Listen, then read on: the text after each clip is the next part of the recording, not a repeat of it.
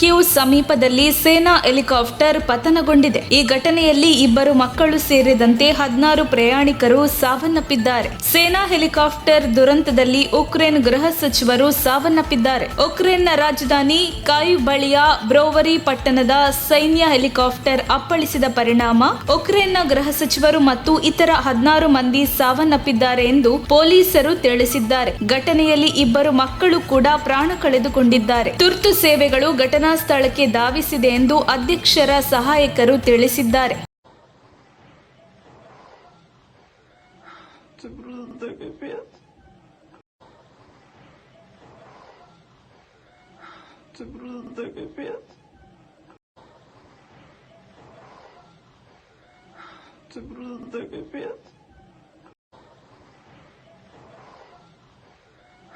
Це просто капець.